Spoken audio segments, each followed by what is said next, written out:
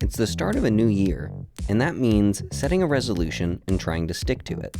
And one of the most popular goals for 2026 is to cut down on screen time. With that in mind, a lot of people are putting their phones down and trying to read more books this year. But what books should you choose, and how can you try and make sure you're still reading come this December? I'm Jason Acuna, and this is Unbothered by WFSU.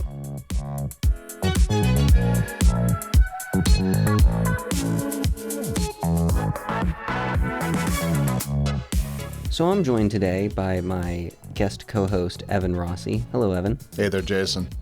So, Evan, have you been reading any good books lately? I have. I'm a pretty big reader. I try to read, I don't really set out for a number, but I try to read a good pile of books every year. I just finished the most recent and probably final novel from Thomas Pynchon that's called Shadow Ticket, which is a sort of a detective novel set in the 1930s, but that doesn't begin to scratch the surface of it. It's a good one. It's a weird one. In the last couple of months of 2025, I also finished reading Reasons and Persons by Derek Parfit, and that's more of a heady philosophical text on the nature of being. So you're an avid reader, you would say? I would say I'm an avid reader.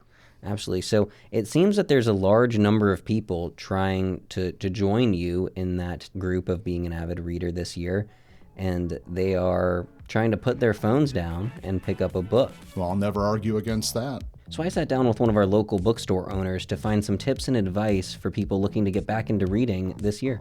Outstanding.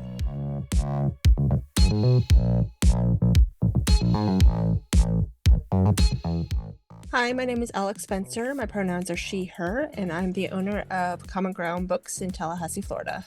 Well, hello, Alex. Thank you so much for joining me today to talk about reading. I'm really excited to have you here. I'm excited to be here. Thank you so much for having me.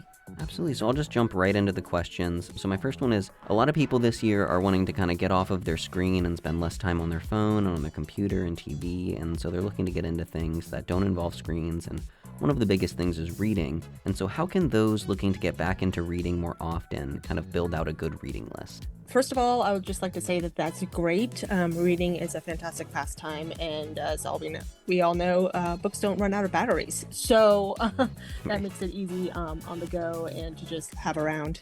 For those wanting to get back into reading, my number one piece of advice is to find something that you enjoy reading. Asking for recommendations is always great, but finding something that you enjoy. Some people love reading rom-coms, and that's perfectly fine. It's great. If it's something that you're willing to read and stick to, it doesn't necessarily have to be what is considered highbrow fiction or literature. Just find something that you want to read and start there.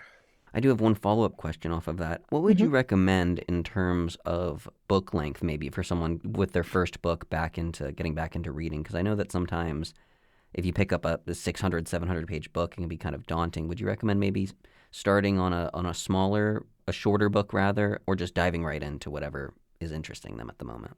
I mean, once again, it depends on the person. Some people love reading the epic fantasies that are 900 pages long, or like a series of books.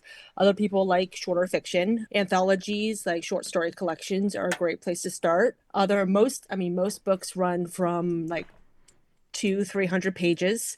So it's a lot less daunting than some of those epic fantasies. And so it depends on what you want to read. Honestly, I'm a type of person that likes to read like the first couple pages of a book, and if it doesn't grip me, chances are I am not going to finish it, and I know that.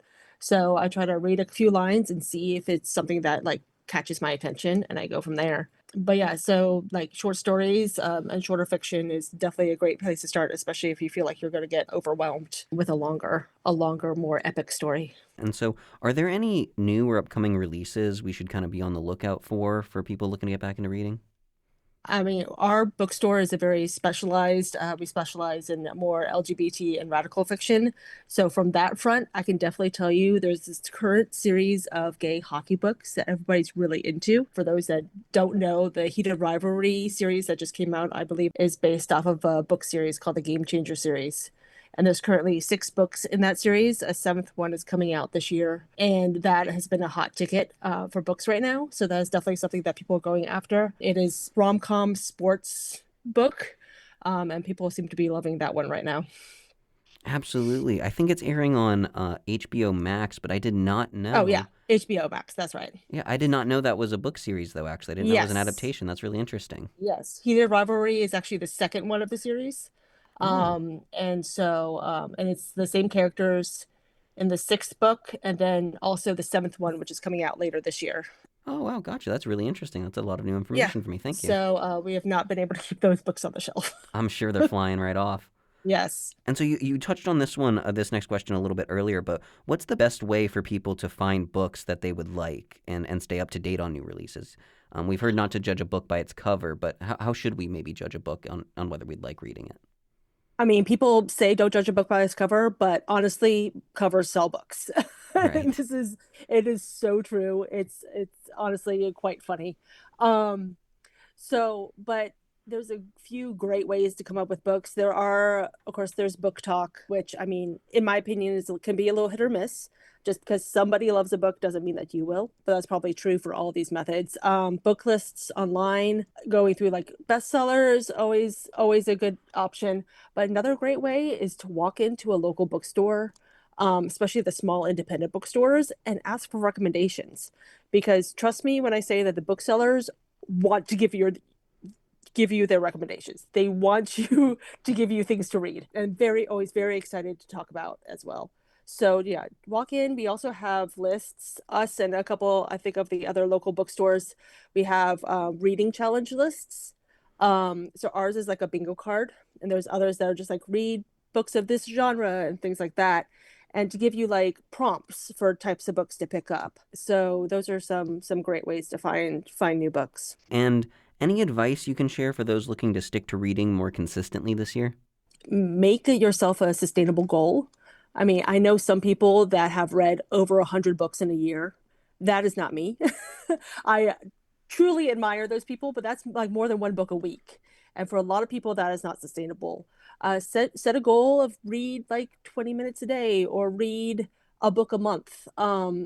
Join a book club, something along those lines. Just anything to get yourself like more reading more consistently, and don't get down on yourself if you like miss a day or don't completely reach that goal. It's just something to aspire to, and you don't necessarily fail if you don't reach it. It's just something just to keep you going. 100%. And final question for you, and it's all right if you don't have just one answer for it, but Mm-hmm. going off of what you said earlier about asking for recommendations from bookstore owners and employees, what would you recommend to people looking to get a new book this season? The Game Changer series is definitely flying off the shelves. Another big ticket item right now are lesbian vampires. I mean, Mm, so we pretty much got the two bases covered. We have gay athletes and we have lesbian vampires. I don't know what else you could need in a book. But there's some great nonfiction options out there. Nonfiction and fantasy and romance are generally our top sellers. Graphic novels as well. I mean, find a genre that works for you and just go with it. Graphic novels are another great entry point for people that are worried about reading like a longer story, because they also have great merit for reading and for children and adults alike. It's a lot more complex language, fewer words but more complex words. And then it also has the visual along with the auditory centers of the brain that get stimulated along with that. So yeah, the new Game Changer book that's coming out this year, that's definitely a hot ticket item. Some other books that I know that are being adapted into movies and TV shows. There's one called Manhunt, and then also Hell Follows with Us from Andrew Joseph White. Those are both books that are horror books that are going to be turned into movies. So a lot of times, like if you look at some of your favorite shows and movies, see if they've been adapted from a book and start there, and that's a great place to entry point into reading as well. absolutely. And even if you don't want to reread something you've already watched an adaptation of, the author of that work probably has other things that you would enjoy as well. Oh, 100%. And a lot of times, like the book is different than the show or the movie, so Yes. it won't be 100% exactly the same. Well, Alex, thank you so much for taking the time to speak with me today about reading and helping people get off their screens and into a good book. I I really appreciate it, and I hope you had a good time. Thank you. Thank you. I enjoy being here.